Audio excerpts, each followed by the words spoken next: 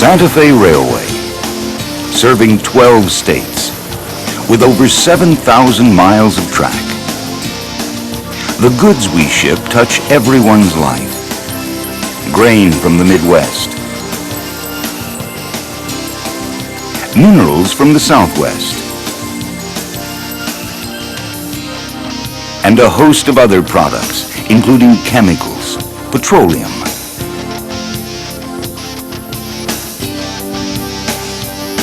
farm products,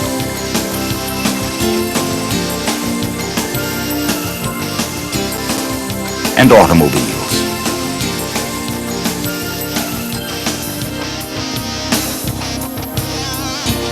Our intermodal facilities in Chicago and Los Angeles are among the busiest in the world. But 125 years ago in Topeka, Kansas, it was all only a dream. On October 30th, 1868, at the railroad's groundbreaking, Cyrus K. Holliday predicted that his railroad would one day extend to Santa Fe, the Gulf of Mexico, and the Pacific coast.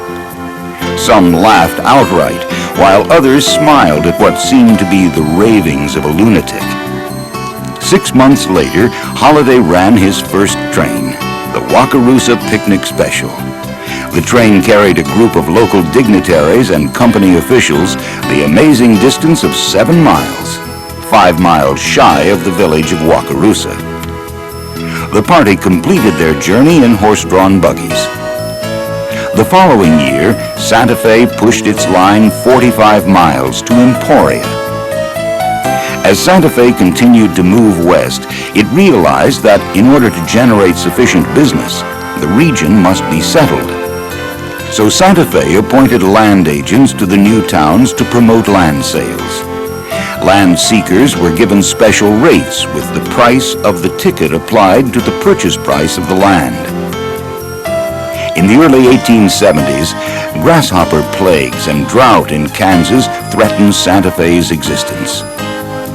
During the drought, Santa Fe hauled thousands of bushels of seed for farmers free of charge. Santa Fe's reputation was becoming well established and was even referred to by a railroad magazine as one of the best roads west of the Mississippi. Through all of this, Santa Fe track gangs continued to work their way west, reaching the Colorado border in 1872. The line continued to expand, reaching New Mexico through Trinidad. Strong competition from the Southern Pacific and the Denver and Rio Grande came as Santa Fe worked to extend its lines into California. One of the first battles was over Raton Pass in 1873. A second and more serious battle occurred over Cajon Pass. Both sides secured reinforcements to fight the battle. Searching for armed people to hold Santa Fe's position, one of President Strong's men went to Dodge City to recruit reinforcements. There, Bat Masterson, a sheriff, agreed to take charge of the forces. Battles, legal and physical, continued until the early 1880s. Santa Fe continued to expand into the west. It negotiated trackage rights to San Francisco in 1884, securing its own route in the late 1880s, and a line into Los Angeles in 1887. By the mid-1880s, Chicago was becoming the railroad center of the United States. This made it imperative that Santa Fe move east to remain competitive. In 9 months, 350 miles of track was laid and 100 bridges were built, putting Santa Fe into Chicago. Within 2 decades, Holliday's dream was a reality, extending from Lake Michigan to the Pacific coast and the Gulf. On December 12, 1895, the Atchison, Topeka, and Santa Fe Railway Company was chartered. This reorganization proved to be highly successful.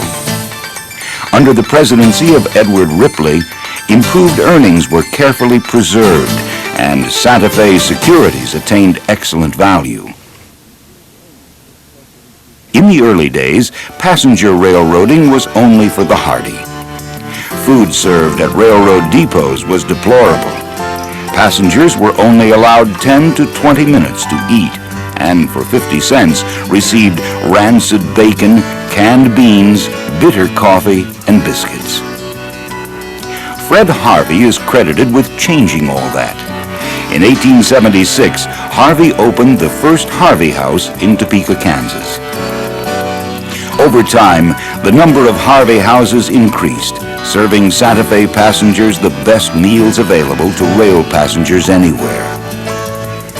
To work in his hotels and restaurants, Harvey advertised for young women of good character, attractive and intelligent, 18 to 30. Because of his insistence on attractive, well-bred women, most Harvey girls left within a year to marry.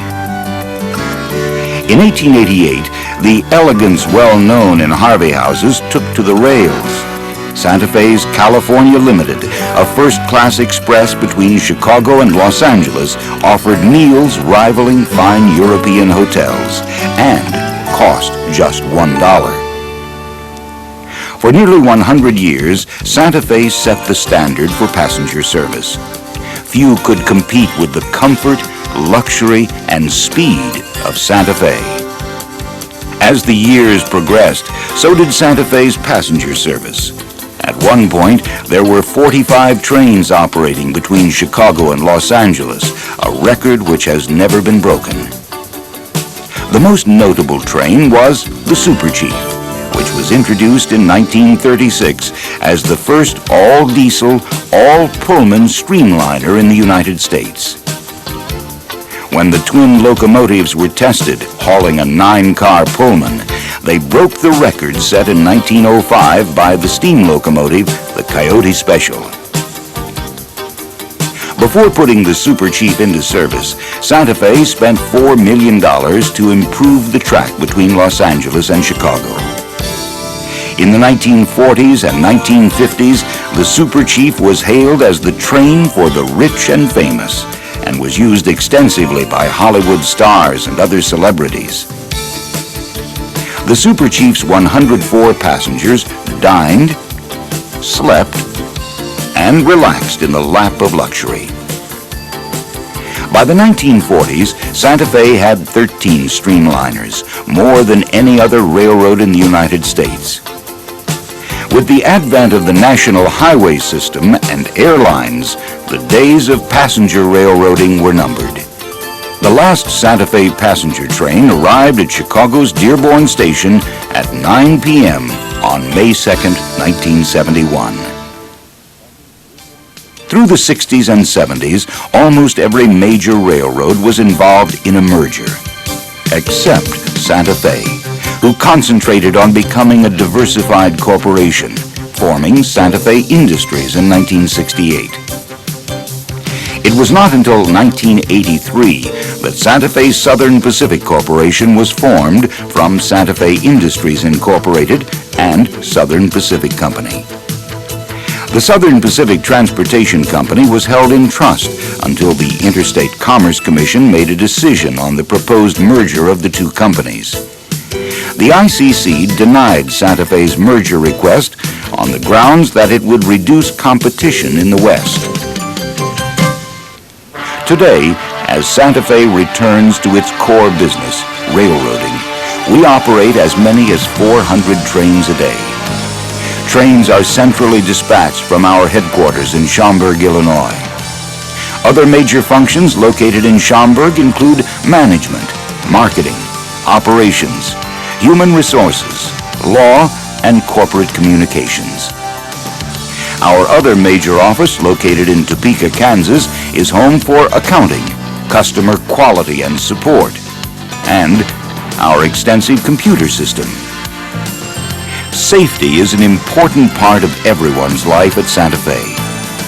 We are proud of the fact that Santa Fe is an 8-time winner of the prestigious Harriman Award for Employee Safety. For over 125 years, from the Wakarusa Picnic Special to today's high-speed Q trains, Santa Fe has had a reputation for quality service. Welcome to the proud tradition. Welcome to Santa Fe.